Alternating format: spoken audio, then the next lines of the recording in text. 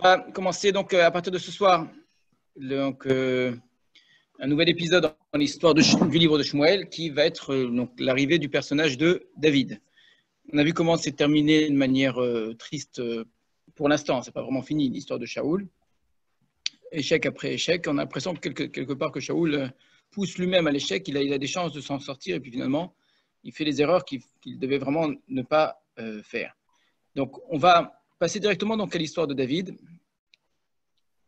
On a un chapitre, on va dire composé on a l'impression de deux histoires. C'est ce qu'on va regarder.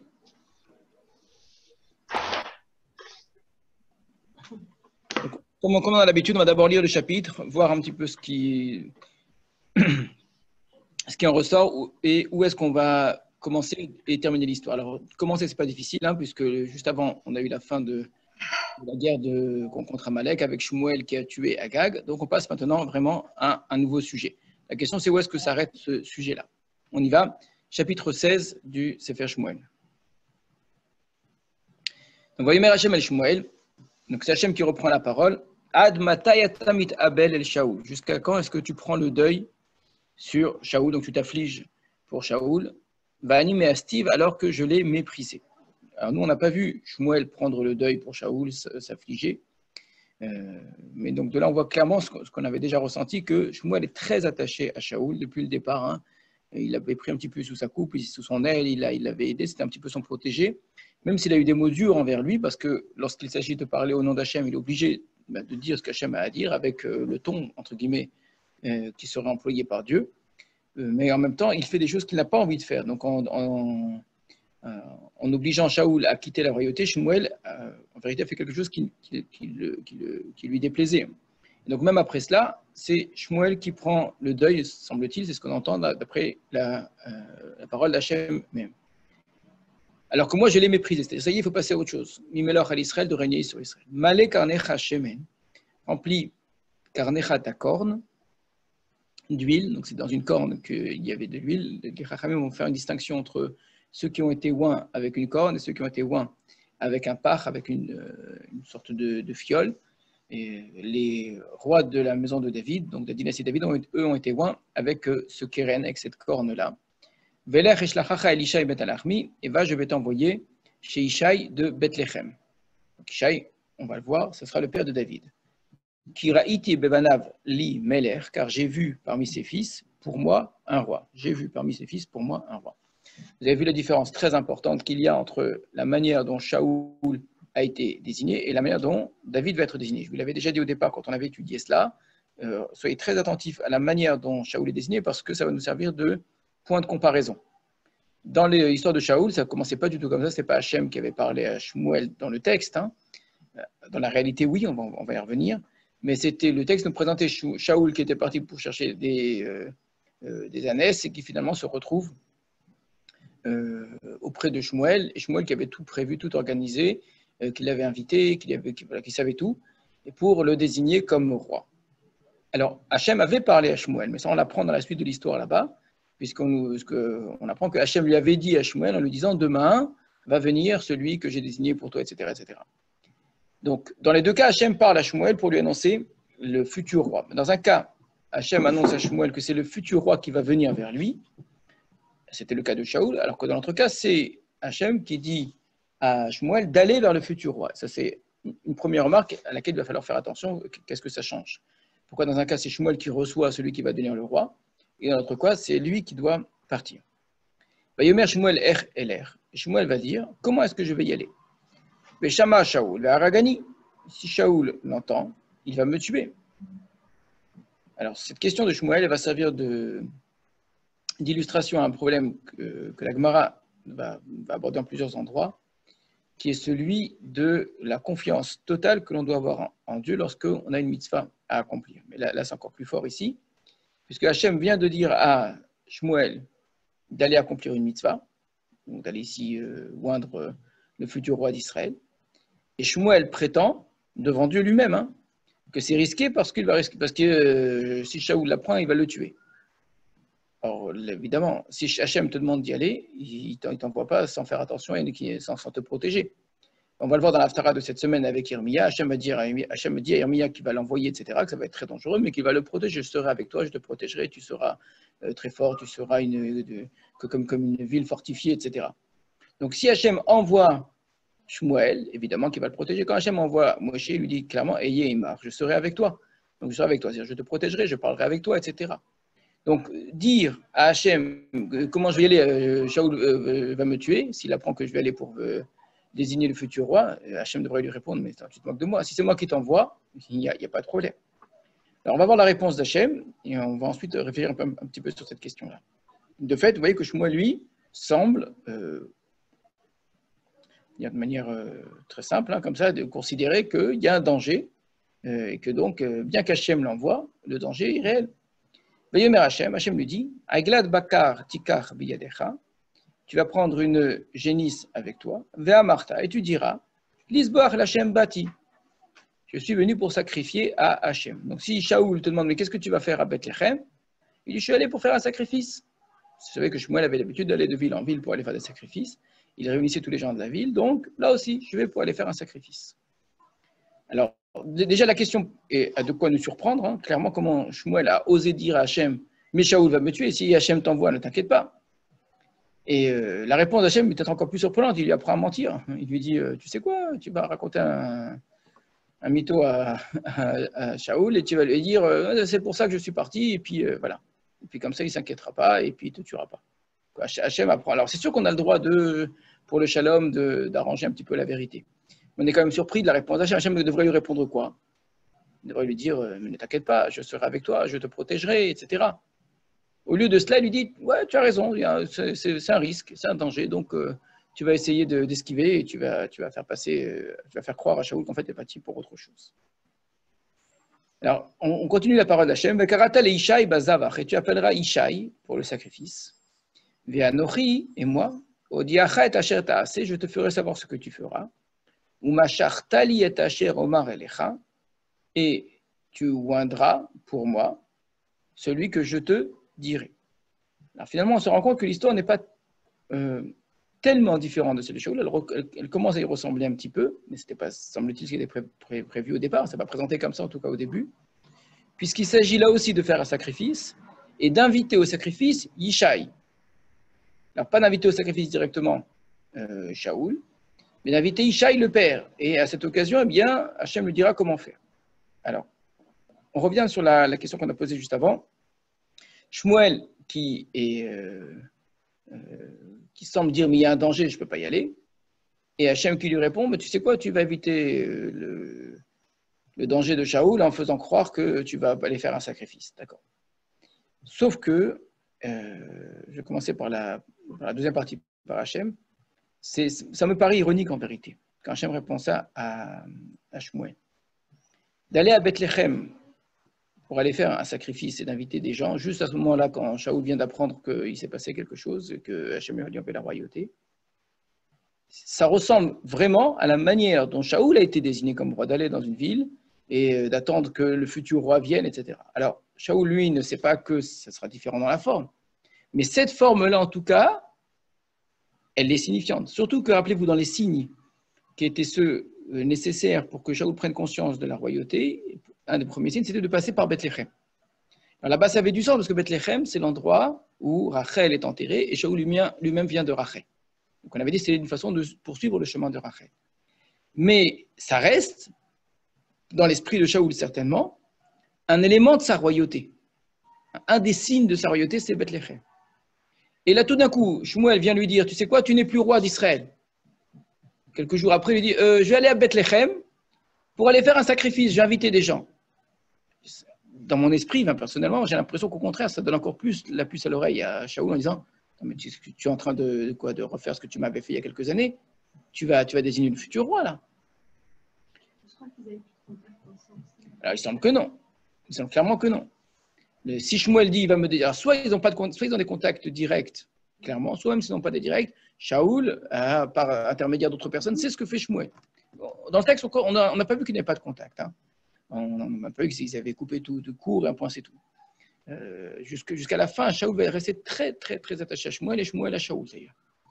Alors, la réponse d'Hachem qui est censée lui donner une façon d'esquiver, hein, une façon de dire, écoute, je vais faire croire quelque chose pour éviter le danger. En même temps, au contraire, c'est peut-être une façon de rajouter à l'inquiétude de Shaoul, encore plus lui faire comprendre. Le simple fait de partir quelque part, c'est ce que Shmuel a dit. Si je pars, il va croire que je sais pas quoi. Ben, le simple fait de partir, ça suffit pour inquiéter Shaoul. Alors, si en plus il lui dit que c'est pour aller la sacrifier à Bethléem, il va dire, oh, ben, si tu recommences. Donc la réponse d'Hachem, elle est quand même doublement étonnante. Dans la première lecture, elle est étonnante parce qu'on s'attendrait à ce qu'Hachem dise, je vais te protéger, je serai avec toi, etc. Et au lieu de ça, il lui apprend à mentir. Et dans la deuxième façon de comprendre le texte, au contraire, c'est ironique. Alors, Shmuel a besoin qu'on le rassure, et au lieu de ça, il dit non, non, tu vas au contraire faire comprendre à Shaoul que oui, c'est sûr et certain, tu vas aller pour désigner le futur roi. Alors, en tout cas, l'Agmara, à partir de ce texte-là, et d'autres, elle va dire qu'on n'a pas le droit d'être sommaire sur un S, on n'a pas le droit de compter sur un miracle. Si la question nous surprend de Shmuel, la réponse de Hachem nous surprend, c'est-à-dire comment est-ce qu'il peut dire à Hachem, s'il va me tuer, ça voudrait dire que si Shmuel ne posait pas cette question-là, que parce que Hachem lui a envoyé accomplir une mitzvah, obligatoirement, il devrait réussir, quel que soit le danger. Même les dangers les plus grands, les plus évidents, etc. etc. Donc, puisqu'Hachem m'a envoyé, donc, je dois réussir. Beaucoup de Mefarshim, le Radak entre autres, mais beaucoup d'autres vont faire par exemple la liste des endroits dans le Tanakh, on voit que c'est jamais comme ça. Enfin, jamais, c'est rarement comme cela. C'est-à-dire, c'est rarement un homme va partir en se disant Hachem va m'aider à coup sûr puisqu'il m'a envoyé. C'est bien au contraire. Yaakov a reçu de la parole d'Hachem très clairement l'assurance qu'il serait avec lui, qu'il s'occuperait de lui, qu'il le nourrirait, qu'il lui donnerait un vêtement, qu'il le ramènerait dans la maison de son père, Béchalom, en paix, etc. Et pourtant, il a besoin qu'un malach lui parle à nouveau quand il est chez Lavan pour lui dire de partir. Il arrive proche de la terre de Canaan, il apprend que Esav arrive, il est mort d'inquiétude. Une angoisse terrible de peur que Esav ne me tue, etc. etc. Malbanim, mais pourquoi tu as peur? Hachem, il a dit qu'il te ramènera, donc de quoi tu as peur? Donc l'assurance d'Hachem, et là-bas c'était une assurance claire, là Hachem ne lui a rien dit, il a juste demandé de faire une mitzvah. Mais même quand Hachem dit je serai avec toi, je te ramènerai, c'est encore plus fort. Pourtant, excuse-moi, Yaakov a très peur, il a très très peur de Esav. Et il y a un nombre d'exemples incalculables où bien qu'Hachem demande de faire quelque chose, de faire une mitzvah, il demande à l'homme de faire une chose qui, normalement, doit lui assurer une forme de protection, une assurance, etc. Le Radak, lui, englobe ça de manière générale dans l'obligation qu'on a de faire au moins en apparence un acte, même s'il ne s'agit pas d'une protection. C'est un exemple de Yericho, où clairement la guerre contre Yericho, c'est une guerre voulue et entièrement menée par Hachem, et c'est ça le message. Le but de cette guerre-là, c'est que ce soit une guerre entièrement faite par Hachem. Alors, à quoi sert que l'Israël est tourné cette fois autour en sonnant des trompettes à la fin? Puisque c'est Hachem qui doit faire la guerre, il a qu'à faire que les murailles s'écroulent, donc on ne fasse rien, on s'asseye, on attend, on croise les bras, un petit peu comme pour la traversée de la mer, où l'Israël n'a pas fait quelque chose pour traverser la mer, et la mer s'est ouverte. Alors, ils ont avancé dans la mer, point.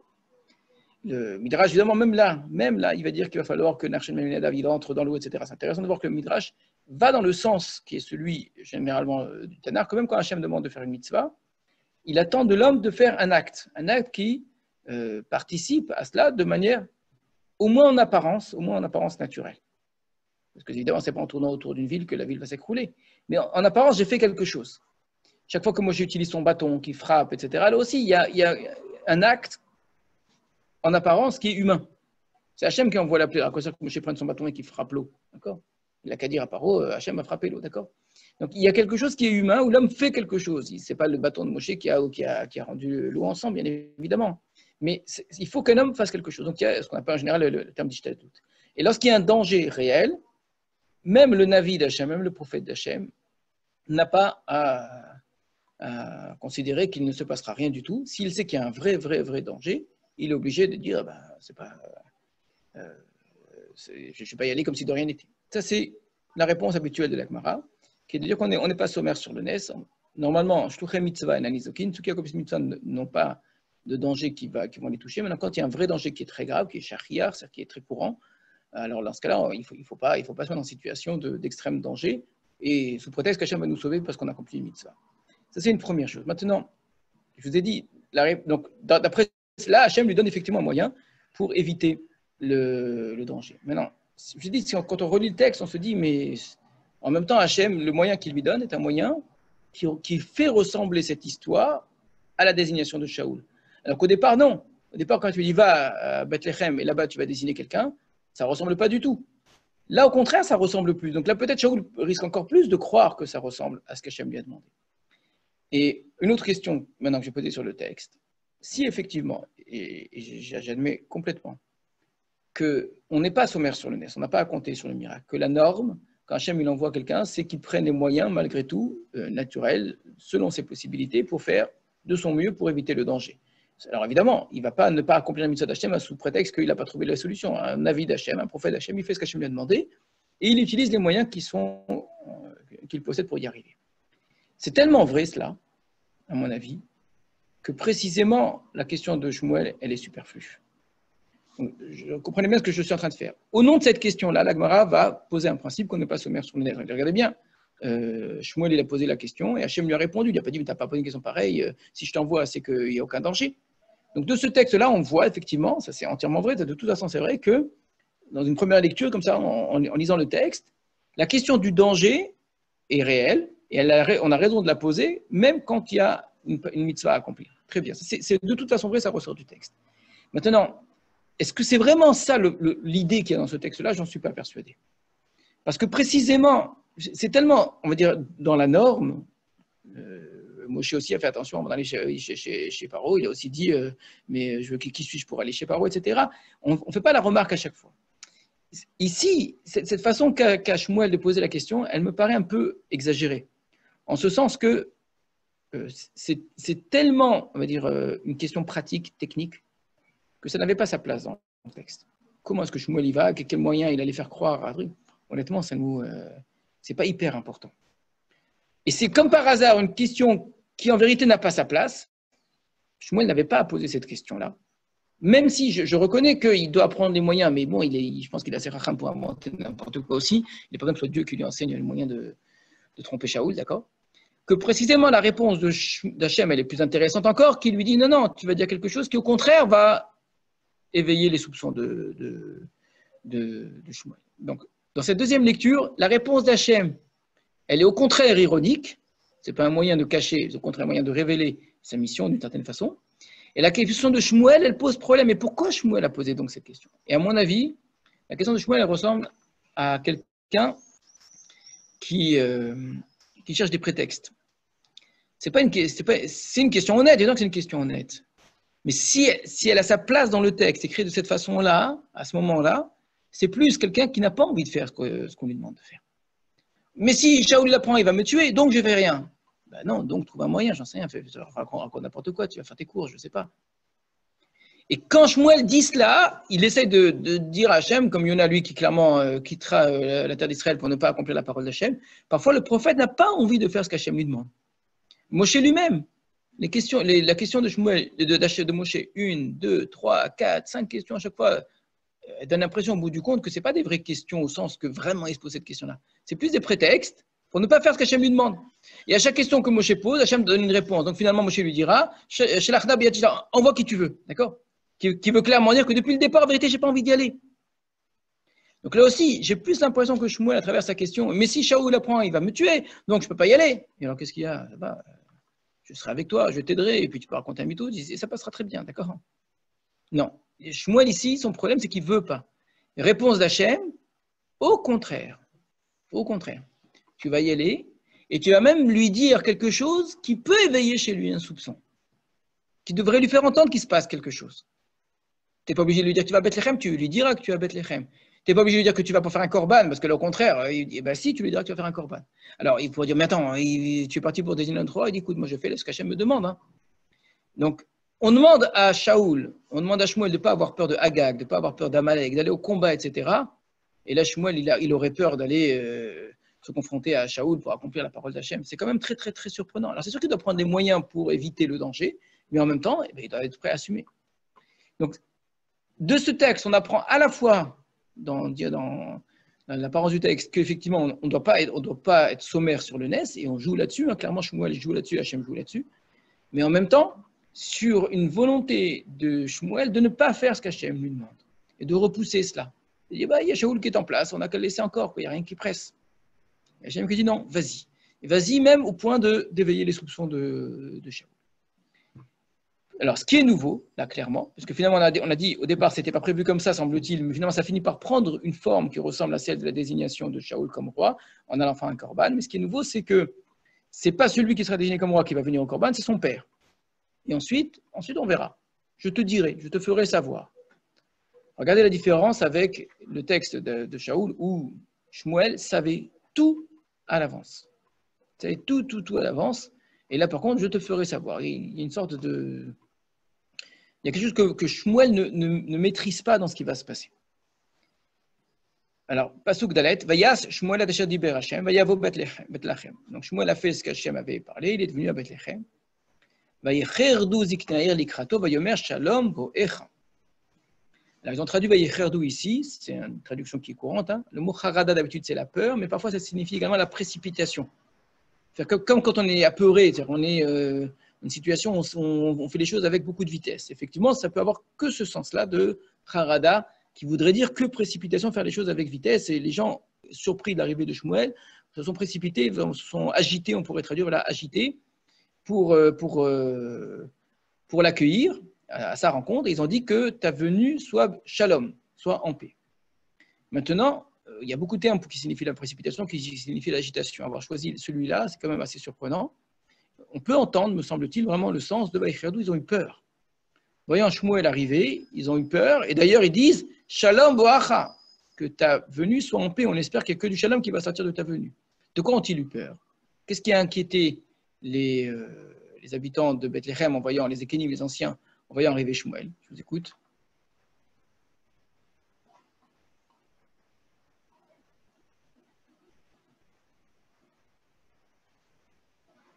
Ben, la même peur que Shmuel a eu auparavant. Exactement. Il arrive à Bethléem.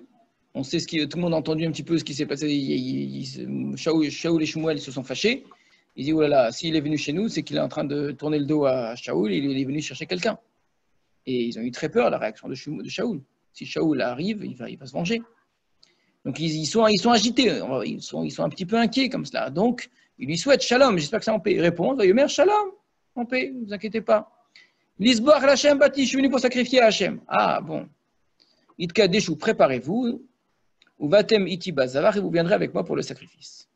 Mais Kadesh et Isha Ived Banav, Vaikra Lahem Lazavar, et donc il a invité, mais Kadesh, il a consacré, normalement, c'est qu'il a demandé de se préparer, désigné Isha et ses fils, et il les a amenés aux Zavar. Donc, en demandant aux gens de venir, il a dit également, dites à Isha et à ses fils de venir. Vaïb et Voab, mais ce fut lorsqu'ils sont venus, Vaïar et Eliav. Il a vu Eliav. Vayomer, il a dit, donc c'est Shmuel qui parle, Ach, Neged, Hachem, Meshicho. Ach, c'est certainement Neged Hachem, face à Hachem, Meshicho, son oint, celui qu'il a désigné. Donc, Shmuel ose ouvrir la bouche, parler et dire tout de suite en voyant Eliab, bah voilà, c'est lui. Il est là, il est devant Hachem, le Mashiach Hachem. Alors, il se l'est dit sûrement à lui-même, Vayomer, au sens qu'il n'a pas dit à voix haute, mais en voyant Eliab, c'est une assurance que c'est lui. Eliab, ça veut dire quoi? Dieu le Père, exactement. Alors, le mot Père, dans beaucoup de noms, signifie Dieu, tout simplement. Donc, c'est le côté divin qu'on fait ressembler au Père, au protecteur, etc. C'est comme Aviel, c'est le même prénom dans l'autre sens. Donc, en plus, il a un très beau nom. C'est vraiment, voilà, c'est lui. Alors, c'est probablement l'aîné, Eliav. C'est le premier qu'il a dû le voir. Vayomer Hachem el Shmuel, Hachem dit à Shmuel, Al tabet el mar'ehu. N'observe pas son apparence. Velgevoa komato, et la hauteur, sa grandeur, quoi, sa taille. Qui met astihu, car je l'ai méprisé, le même terme qu'on a vu tout à l'heure, je l'ai repoussé par rapport à Shaoul, la même chose. Kilo asherira Adam, car ce n'est pas ce que voit l'homme, qui a Adam iré la'inaim, car l'homme voit avec les yeux. Vachem iré la levav, alors qu'Hachem regarde à l'intérieur du cœur. Alors évidemment, quand on entend, ne regarde pas son apparence ni à la hauteur de sa taille, à qui on pense? À Shaoul, bien évidemment. Eliav ressemble à Shaoul. Il est grand, très grande taille, il avait une apparence. Et nous, on savait que Shaoul avait une belle apparence. Rappelez-vous les jeunes filles qui le voyaient, etc. On disait que c'était important. Et bien sûr que c'était important. On avait dit que le peuple avait besoin de ça. Le peuple avait besoin d'une image. Et on avait expliqué à ce moment-là, c'était ça qui était important pour le peuple, c'était ça qu'il fallait donner au peuple. Il ne fallait pas que ça non plus. On va voir que maintenant, dès qu'on change de roi, eh bien, c'est plus du tout l'apparence qui nous intéresse. Alors, il a aussi une apparence particulière, hein, David. Il est aussi très, très spécial dans son apparence. Son apparence a joué un rôle. Hein. Mais cette apparence-là d'être grand de taille, c'est-à-dire quoi, grand de taille? On avait vu quand Shaoul était grand de taille dans le peuple, ça donnait l'impression d'être élu, que tout le monde voit. Donc celui qui est au-dessus des autres, il est roi, il est chef, dans le simple fait de le voir. Il sort du lot, quoi. Hachem dit non, c'est pas ça. Cette façon de désigner le roi, eh bien, elle a marché pour Shaoul. On a bien vu ce qui s'est passé à la fin. Alors, et pourtant, c'était nécessaire. Encore une fois, c'était ça le besoin du peuple. Il n'y avait pas meilleur que Shaoul à ce moment-là. Mais on va en trouver un. On va justement, la notion de la taille, on va la retrouver effectivement qui sort de Goliath. Ouais. On aurait peut-être justement celui qui va être contre Goliath, peut-être il a fallu un grand. Ben non, justement. Comme quoi, la taille a été quelque chose de très important dans le choix de Shaoul, semble-t-il, et certainement pas dans le choix de David. Maintenant, Shmuel, quand même, pourquoi est-ce qu'il dit que c'est Eliav? Juste parce qu'il est grand. Hachem dit, je te dirai, alors que tout de suite il dit, ah, c'est lui. Alors le Midrash va jouer là-dessus. Quand Shaoul était arrivé dans la ville, et qu'il rencontre Shmuel sans savoir que c'est Shmuel, il demande où est le roé. Il dit, je suis le roé, je suis le voyant. Le Midrash va dire, il n'aurait pas dû répondre ça. Il dit, je suis le voyant. Celui qui a dit je suis le voyant viendra le jour où il ne verra rien du tout. Donc là, et ça fait partie de ces points qu'il faut comparer, où non seulement Shmuel savait tout et voyait tout à l'avance pour Shaoul, pour la désignation de Shaoul, et il dit voilà, je suis, puis il savait tout. Là, non seulement il ne sait pas, Hachem ne lui dit pas, mais en plus il se trompe. Donc c'est vraiment l'un l'inverse de l'autre, quoi. Un Shmuel qui semblait vraiment, c'était bizarre. Vous imaginez la scène, on rentre dans la ville, et il dit il est où le roi? Il dit c'est moi. Et ne t'inquiète pas pour les ânesses. Mais je t'ai pas parlé. Non, t'inquiète pas, ton père les a déjà retrouvés. Donc il sait tout à l'avance. Et puis d'ailleurs, j'ai déjà préparé pour toi ton art une place. Incroyable, quoi. Vraiment, la scène, elle est très, très étrange. Là, c'est l'inverse qui se passe. Le prophète arrive dans la ville, les gens sont pleins de harada, de crainte, d'agitation. Il dit, je suis venu pour offrir l'histoire à Hachem, faites venir Ishaï. Voilà, c'est lui. Non, non, pas du tout, c'est pas lui, je suis trompé. Ah mince. Shmuel, ici, fait partie le problème de Shmuel fait partie de la désignation de David. Alors, on n'a pas répondu à la question, mais pourquoi est-ce qu'il a cru que c'était Eliav? Son apparence. Parce que Hachem lui répond, c'est des problèmes. Et pourquoi, à cause de son apparence, il devrait croire que c'est Eliav? Parce qu'il était encore focalisé sur la. Voilà, tout simplement. C'est quand, pour lui, il s'est tellement attaché à Shaoul. On l'a vu, il a du mal à quitter Shaoul. Hachem dit arrête de prendre le deuil de Shaoul. Ça y est, il faut passer à autre chose maintenant. Et c'est les mêmes mots. Mais à Steve, je l'ai repoussé. Et lui aussi, je l'ai repoussé. Donc, Shmuel cherche quelqu'un qui ressemble encore à Shaoul. C'est comme quand on a connu quelqu'un qu'on a aimé, et ensuite, malheureusement, il a pu se passer un malheur quelconque, et puis voilà, on ne vit plus après. On cherche quelqu'un qui ressemble obligatoirement. Et Hachem dit non. Alors, pourquoi est-ce qu'il a choisi Eliav? Parce qu'Eliav ressemble à Shaoul, donc ça lui paraît évident, il faudrait la même chose. Et ça, c'est une erreur. Et pourquoi est-ce qu'Hachem dit, concernant Eliav, mais Astihu, je l'ai repoussé, tu l'as pas. Mais Astihu, c'est un terme forme, je l'ai méprisé. Juste, tu ne l'as pas choisi. Il n'a rien fait, Eliav. Le mot Meastiou est trop fort. Hachem devrait dire non, c'est pas lui, car ce n'est pas celui que j'ai choisi, point. Car j'en ai choisi un autre, meilleur que lui. Meastiou, je l'ai repoussé, méprisé. Alors, soit c'est vraiment pour nous faire ressembler à l'histoire de Shaoul, pour qu'on entende une fois de plus, c'est pas de Shaoul qu'on veut.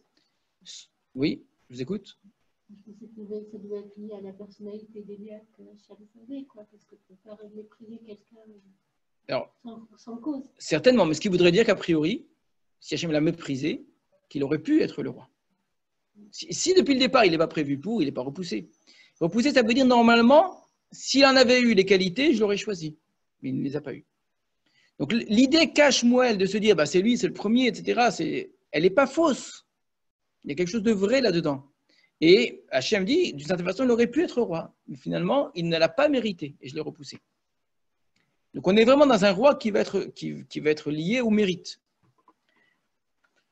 Donc on continue avec les autres enfants. Vaikra Isha, il y a Avinadav. Donc il a fait venir Avinadav. Il y a Avireu l'ifnei Shmuel, il a fait passer devant Shmuel. Vayomer, il a dit, vous avez raison de dire, il s'est dit en lui en vérité, Gam Bazé Lovahar Hachem, ce n'est pas non plus celui-là qu'Hachem a choisi. Il y a Ishai Shama, il a fait venir Shama. Vayomer Gam Bazé Lovahar Hachem, ce n'est pas celui-là non plus qu'Hachem a choisi. Il y a Ishai Shivat Banav, il a fait passer ses 7 fils, un chiffre ici symbolique qui donne l'impression d'une totalité, c'est fini après 7, voilà, il n'y a plus. L'ifnei Shmuel devant Shmuel. Vayomer Shmuel à Ishai, Shmuel dit à Ishai, Lovahar Hachem Baele, Hachem n'a pas choisi cela. Alors il parle à Ishai, comme si Ishai était au courant de ce dont il était question, du choix d'Hachem. C'est quoi le choix d'Hachem, le choix d'un roi? Probablement pas. On imagine mal que vraiment il est en train de lui dire qu'Hachem est venu pour me choisir peut-être pour autre chose, pour manger du korban, pour avoir un honneur particulier, etc. Il ne semble pas que Shmuel clairement dise que son choix porte sur, en tout cas Ishai, sur le futur roi d'Israël. Il y a Shmuel et Ishai, et Shmuel dit à Ishai, Hatamu aneharim. Est-ce que les jeunes gens, les enfants, ça y est, sont finis, il n'y en a pas d'autres? Vayomer, Ot Sha'ar Katanan, il reste encore le petit. Et voilà qu'il est en train de paître dans le troupeau. Vayomer Shmuel Elishaï, Shilcha avec Achenu. Shmuel dit à Ishaï, envoie-le et fais-le venir. Kilona Sovad Bo'ofo, car on ne partira pas sans qu'il soit venu ici. Alors pourquoi Ishaï n'a pas fait venir le dernier? Clairement, il a été invité. Il lui a dit, tu viendras avec tes fils. C'est-à-dire, quelle place? Ne faites pas intervenir ce qui n'est pas écrit. Encore une fois, Midrash, il va dire qu'on se demandait si c'était vraiment le fils de son père, etc. etc. D'accord. David dira, j'ai été conçu dans la faute. Alors ça peut être interprété après par toutes sortes de... Mais sans entrer là-dedans, dans le texte simplement. Mais vous lisez le texte sans connaître aucun Midrash. Il en faut un pour garder le troupeau.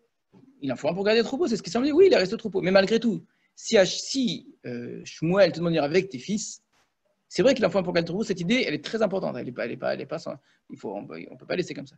Mais bon, exceptionnellement, je ne sais pas, paye quelqu'un, fait venir.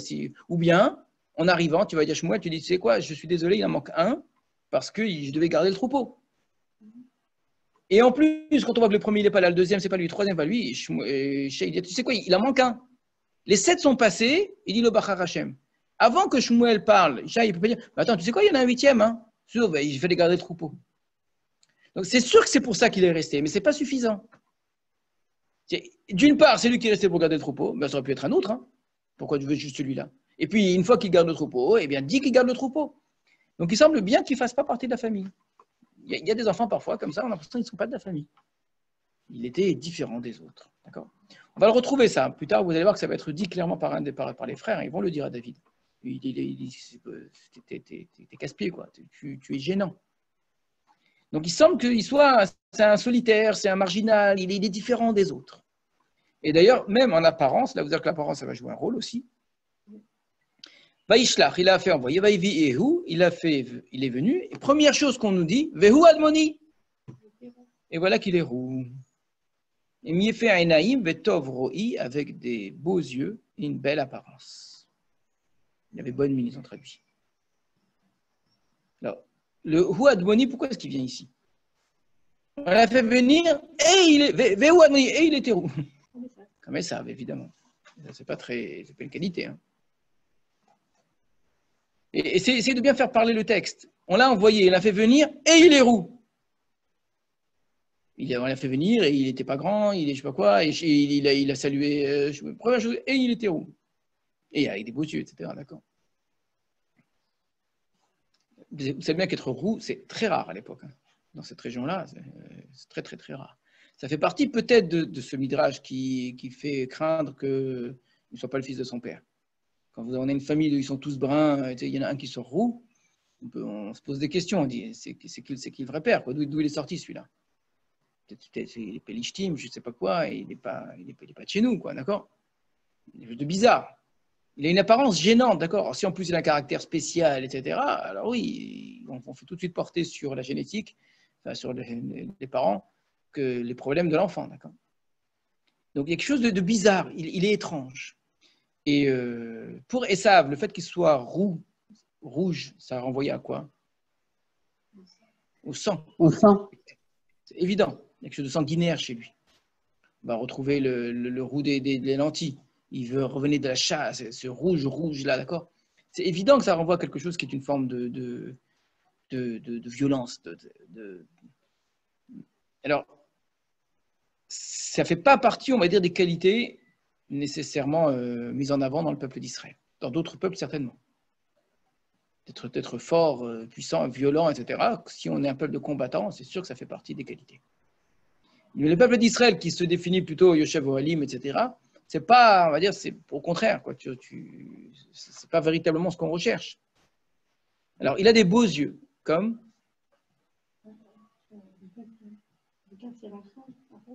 Rachel a des beaux yeux? Non. Rachel écrit qu'elle était très belle. Alors, Léa, elle avait les yeux qui étaient rakot.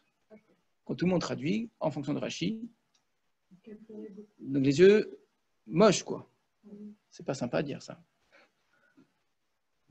Beaucoup vont dire que le pshat, c'est pas du tout ça. Il y a écrit que Rachel était très belle et Léa avait des beaux yeux, des yeux tendres. C'est une façon de dire, bon, elle n'était pas magnifique, mais quand je viens de dire que la sœur est très belle en apparence, etc., alors je peux quand même dire un petit truc sur Léa, quoi. Mais dire Rachel est très belle et l'autre, elle avait les yeux moches, waouh. Alors on pourra ensuite dire oui, mais elle a les yeux moches parce qu'elle a pleuré, parce qu'elle croyait qu'elle allait être donnée à Esav, etc. Ça me fait un autre lien avec Esav.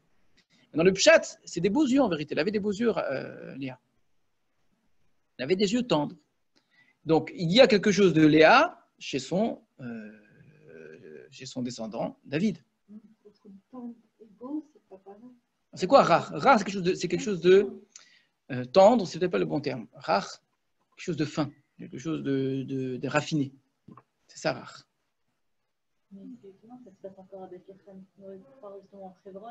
Tout à fait, exactement. Bethléem, c'est, dans notre esprit, la ville de Rachel, parce que c'est à côté de Bethléem qu'elle est morte. Sauf que c'est pas maintenant qu'il faut s'en étonner. C'est une très bonne remarque, hein, que Bethléem, c'est surprenant que ce soit cet endroit-là, puisque c'est à côté de Bethléem que Rachel est morte, donc ce serait le bastion de Rachel. D'accord? Alors, voilà. Avant Ruth, déjà, la première fois qu'il faut s'en étonner, c'est dans Sefer Yoshua.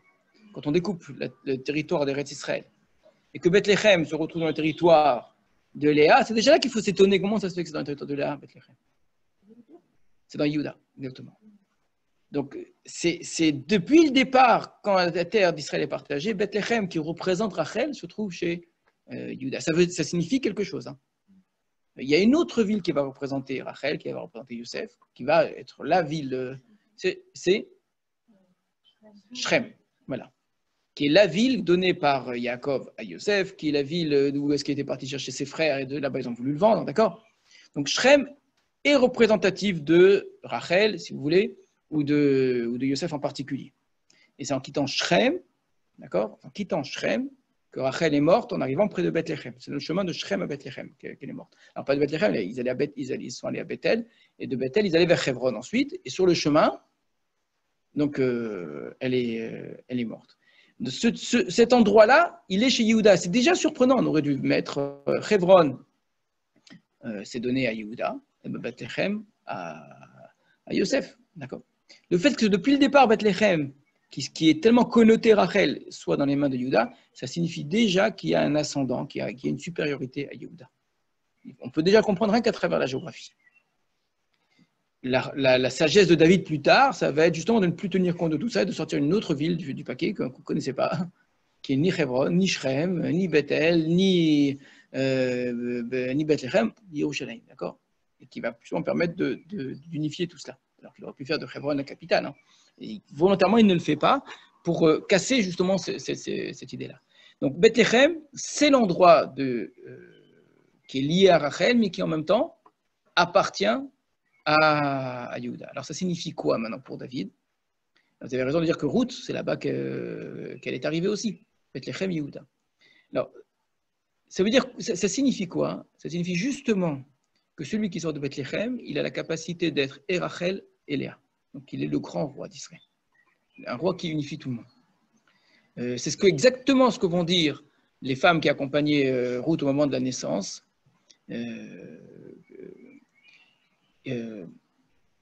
Non, on va dire ça à Boaz, que quand il va se marier avec Ruth, on va dire qu'elle soit, que Rachel ou Léa, que Ruth soit comme Rachel et Léa, à Shabanushten, qui ont construit les deux la maison d'Israël. À qui on parle à Boaz. Boaz, qui se trouve à Yehuda, à qui on met en premier Rachel. On lui souhaite que sa femme soit comme Rachel et Léa, mais être comme, et en plus Rachel en premier, alors qu'on est dans le territoire de Léa, c'est vraiment une façon de considérer qu'il y a une volonté d'unification extraordinaire, de faire Israël. Shaoul est resté Binyamin, même si sa volonté très forte était d'unifier Israël, il y est parvenu en grande partie, hein, mais il est resté quelque part le roi de Binyamin. Alors que David, il va être un roi qui va sortir des tribus. Il va quitter le partage des tribus, il va devenir le roi d'Israël et ça va apparaître avec le choix de Yerushalayim. Donc dans Bethléem, ça apparaît déjà. Bethléem, c'est connoté Rachel et pourtant c'est une ville de Yehuda et c'est de là que Ishaï et ses enfants vont sortir. Alors, il est rouge, ça nous fait penser à Esav, donc ça c'est un petit peu dérangeant, hein, quelque chose qui gêne. Il est fait à Enaïm avec des beaux yeux. Alors, des beaux yeux, souvent, ça veut dire à la fois celui, quand on le voit, il est beau, mais c'est aussi celui qui voit bien, qui a un beau regard, une façon de voir les choses de manière belle. Le Midrash va dire sur Yefé Enaïm que tout ce qu'il fera, il le fera qu'avec l'accord du Sanhedrin qui est appelé Aïn, l'œil d'Israël. Il y a un jeu de mots parce que Aïn, c'est 70, il y a 70 personnes dans le Sanhedrin. Donc son regard à lui est un regard qui était fait de conseils, fait de partage, fait d'intelligence, etc. Il fait des choses comme ça lui peut passer par la tête. Donc, en ce sens, il avait un beau regard. Alors, peut-être qu'Ishaï n'a pas pensé à l'amener parce qu'il était en fait très jeune. J'ai pas entendu, excusez-moi. Peut-être qu'Ishaï ne l'a pas amené parce qu'il était en fait très jeune. Certainement qu'il était très jeune, mais peu importe. Si Shmuel dit, tu fais venir tes enfants, ou je t'excuse de ne pas les avoir fait venir. Mais tu ne fais pas comme si de rien n'était. Donc, il devait être très jeune, il devait être différent, etc. Et donc, dans sa tête, c'est pas lui qu'on va chercher. Ça me fait penser, vous savez, à tous ces contes-là voilà, c'est vraiment, c'est un petit peu comment on appelle ça, le vilain petit canard, le Cendrillon, etc., où vous avez toujours le personnage le moins bien aimé, celui qu'on, même pas on supposerait un instant qu'il y aurait quelque chose de bien qui sortirait de lui, que voilà, ça va être une princesse, un prince, etc. On retrouve ça chez David ici. Yomer Hachem dit Koum meshacheu kizehu, lève-toi, oins-le, car c'est lui. Qu'est-ce qui vous étonne dans cette expression?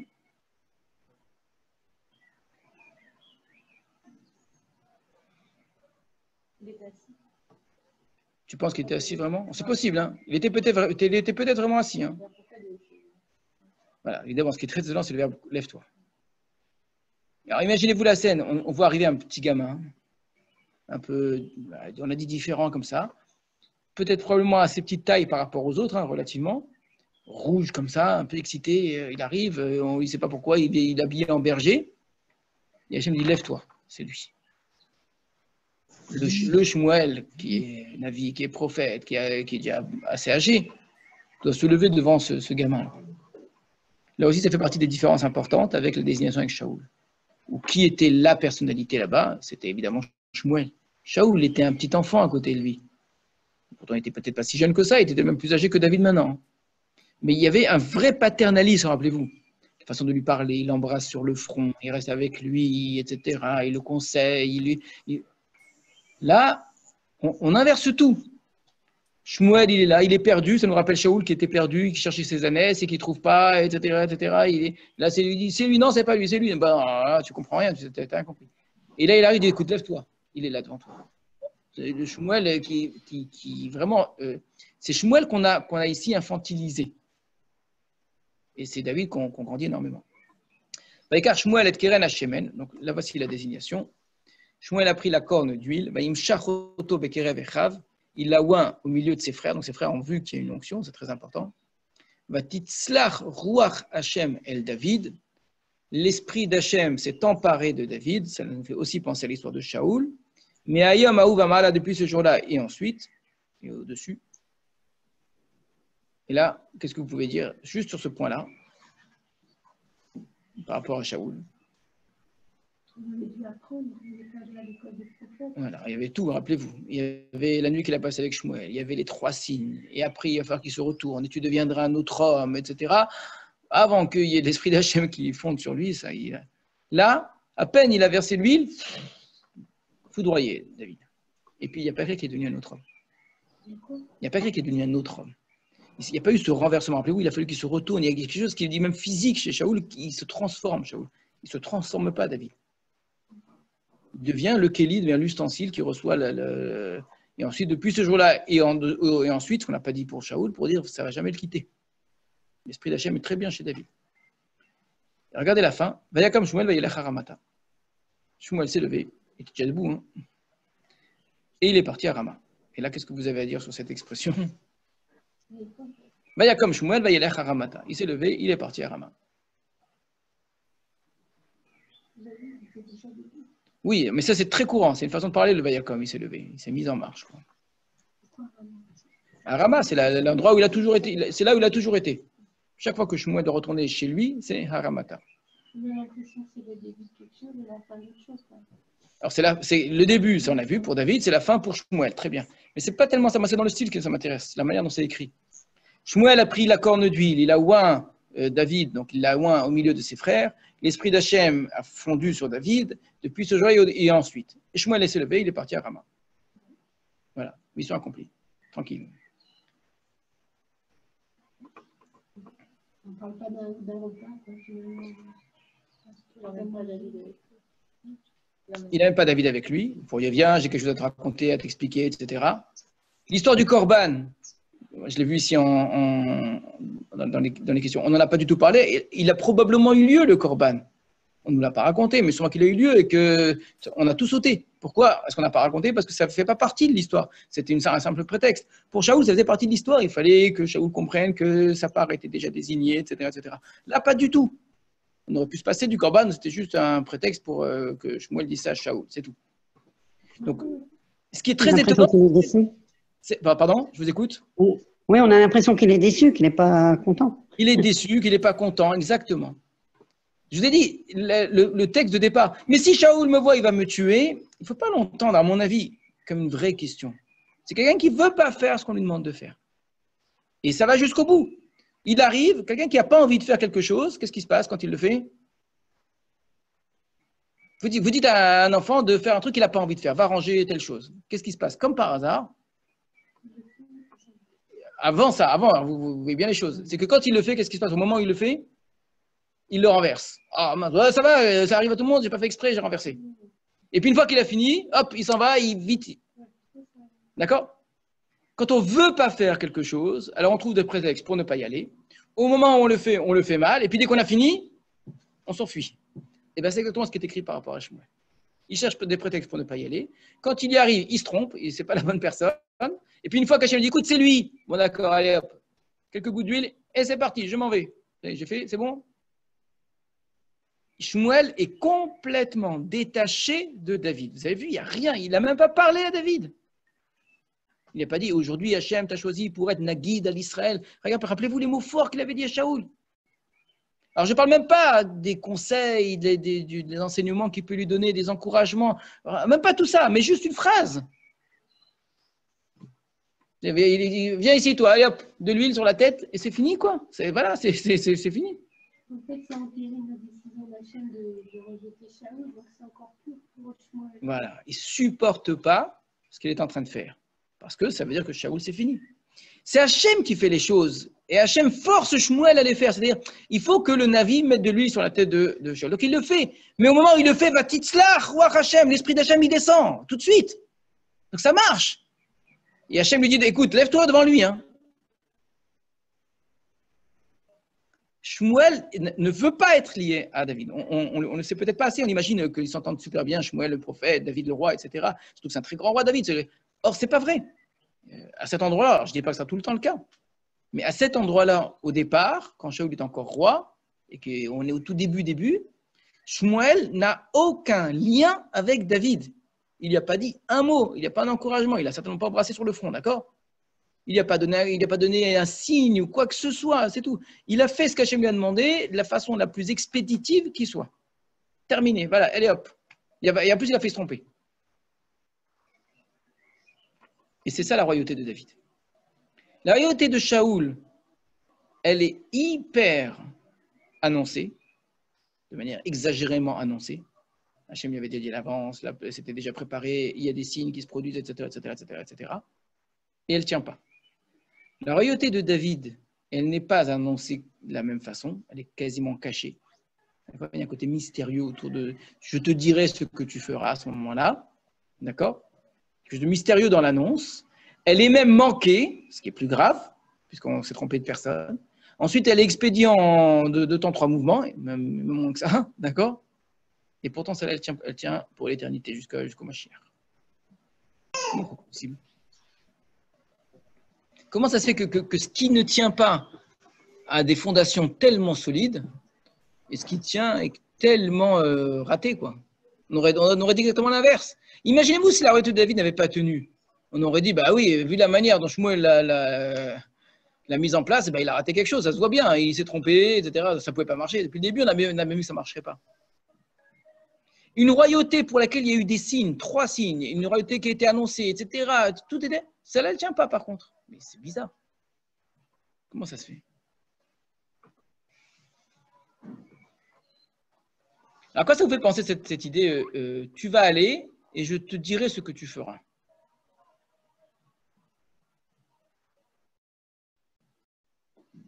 On va revoir dans les mots si vous voulez. À la différence de Shaoul où Hachem lui a dit exactement tout ce qui se passerait, là, il lui prépare un petit peu. Et si tu veux, beaucoup, tu sais quoi, t'as qu'à dire que tu vas faire un sacrifice, en vérité, c'est même pas nécessaire. Mais il lui dit dans les mots, verset 3, Gimel, tu appelleras Ishaï pour le sacrifice, Ve'anochi, et moi, je te ferai savoir ce que tu feras. Je te ferai savoir ce que tu feras. Odi acha et tachir ta'aseh. Ça veut dire quoi, ça? Où est-ce qu'on a déjà vu cette façon d'annoncer les choses? Les annoncer sans les annoncer, quoi.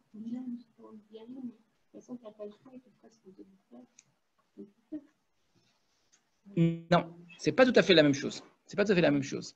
Dans Bilam, ça veut dire tu veux maudire, je ne te permettrai pas de maudire, je te le dis d'avance. C'est pas présenté comme ça dans le sens qu'on ne sait pas du tout ce qui va se passer. On sait très bien d'avance ce qui va se passer. Pour Bilam, on sait très bien que ça finira par une bracha. Hachem lui dit tu vas et je te dirai là-bas ce que tu feras. Hachem lui dit clairement tu vas aller chez Paro et tu vas lui dire ça. Hachem lui dit ce qui va se passer. Il lui dit pas va et après tu verras. Sur place, tu sauras. Donc, Hachem qui annonce. Alors, on peut parfois ne pas annoncer les choses, mais là, Hachem, il annonce, mais il laisse une part de mystère. C'est très connu, très, très, très connu. Hachem qui parle à Abraham et qui lui dit, va vers la terre que je te montrerai. On verra bien. Mais tu ne peux pas me le dire tout de suite. Non, écoute, avance, après on verra.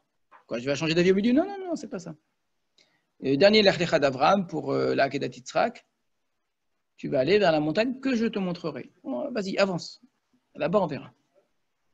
L'endroit désigné est caché. La personne désignée est cachée. Hachem cache à Shmuel celui qu'il va désigner. Hachem cache à Abraham le nom de la terre vers laquelle il va. Donc la terre d'élection. C'est une autre question. C'est une autre question. Il est allé peut-être pour autre chose. En tout cas, de fait, l'endroit qui est un endroit qui est promis, un endroit qui est un endroit d'élection, on parle d'une élection, d'un choix d'Hachem, ce n'est pas une terre au hasard, hein,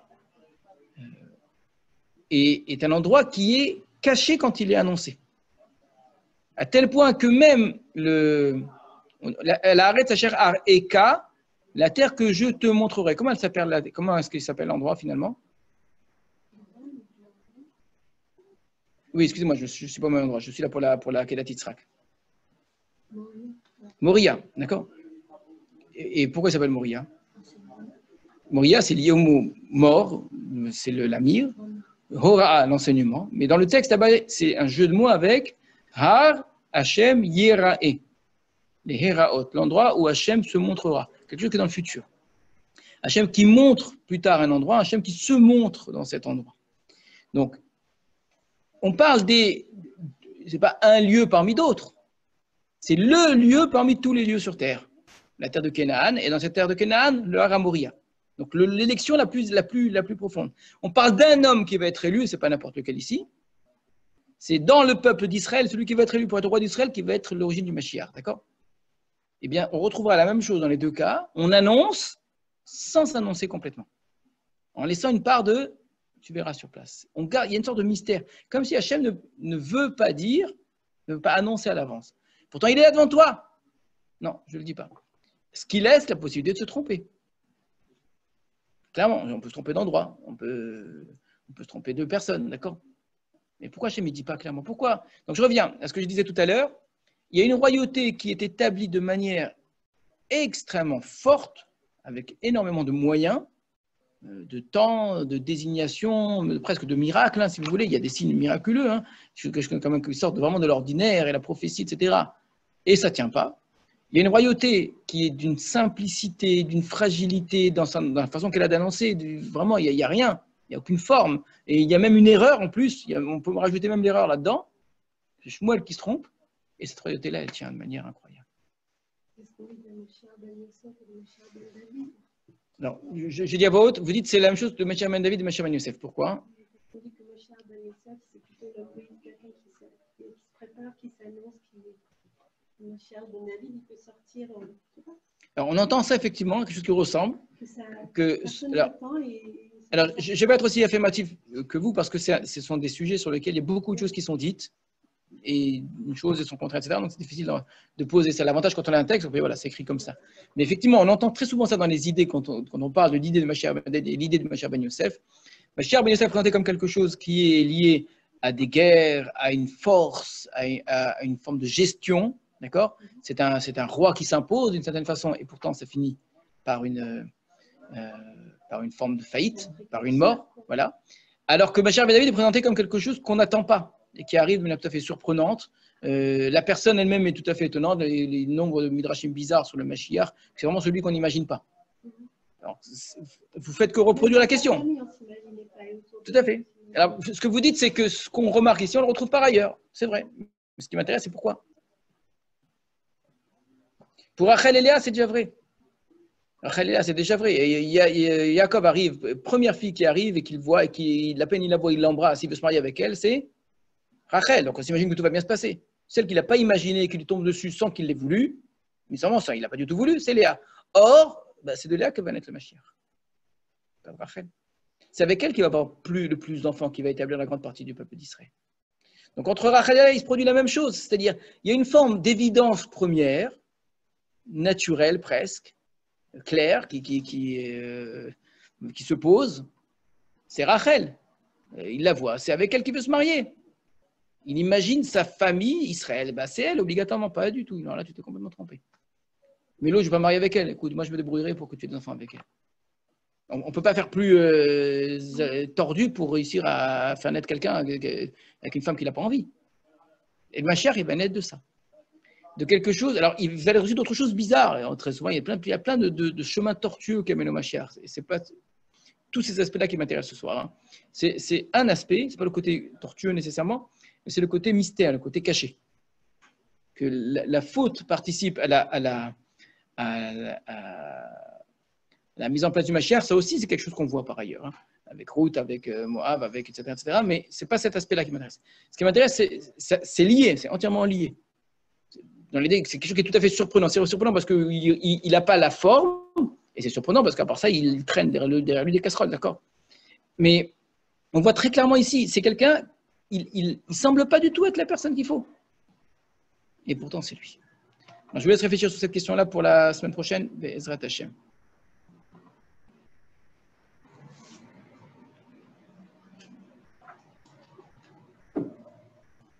Madame Korkos dit c'est le projet divin qui se met en place. C'est tout à fait vrai. Donc, c'est exactement cela. La question, c'est pourquoi, lorsque le projet divin se met en place, eh bien, il passe par des moyens mystérieux et cachés. Dans l'histoire de Shaoul, au contraire, on avait l'impression que c'était le projet divin qui se mettait en place. C'était vraiment cette impression. Il y avait des signes divins que c'était Shaoul qui était désigné. Shaoul était prévu pour cela. Donc là aussi, c'est le projet divin. Pourquoi le projet divin qui se met en place avec Shaoul de manière tellement établie ne marche pas, et le projet divin qui est celui de David et qui est furtif, caché, mystérieux, raté, etc., lui, par contre, il tient. C'est pour brouiller le Satan. Alors ça, il faut expliquer. Ce que vous dites là, c'est une expression qui existe tout à fait, c'est pour brouiller le Satan. Mais il faut expliquer. Cette phrase-là, il faut lui donner du sens. Ça veut dire quoi, brouiller le Satan? Alors évidemment, cette phrase, elle est tellement connue qu'on peut sans difficulté la plaquer sur notre texte en disant que quand quelque chose de grand qui veut se produire, très grand, et la tchouva du Ham Israël, etc., il faut tromper le Satan et ne pas lui faire entendre. Mais il faut se méfier de ce genre de phrases dont on ne comprend pas véritablement le sens. Elles sont entièrement vraies, mais qu'est-ce que ça veut dire? Le Satan, il a une indépendance, il a une autonomie par rapport à Hachem. Hachem, il a peur du Satan, c'est des choses qu'on ne peut pas dire. Et pourtant, c'est vrai. Mais il faut réussir à donner du sens à cette phrase. Ce que vous dites, c'est une autre façon de dire la même chose. Le texte est en train de nous montrer qu'il y a comme une sorte d'impossibilité, d'incapacité comme ça qui entoure cette réalisation, que ce soit Eretz Israël, ou que ce soit Yerushalayim, ou que ce soit David Ameler. Il y a comme une sorte d'empêchement, appelez ça Satan si vous voulez, Satan ça veut dire accusation, et qu'on évite cet empêchement-là en cachant les choses. Mais tout ça, il faut l'expliquer. Tout ça, il faut vraiment l'expliquer. Que le Satan, pour Shaoul, de toute façon, il n'était pas inquiet. Non, David ne fait aucun commentaire. C'est très étonnant, on n'en a pas parlé. On vient, il arrive, on lui dit écoute, on t'attend. Il dit ah, je ne savais pas, merci beaucoup. Et il reçoit de l'huile sur la tête. Et il s'en va. Mais ça, c'est moins étonnant quand vous découvrirez le personnage de David. Hein. Ça lui correspond tout à fait. Voilà. Alors, à la semaine prochaine, réfléchissez bien. J'entends tout à fait l'histoire du Satan. Ce que je veux, c'est donner du sens à toutes ces phrases qui vont ensemble.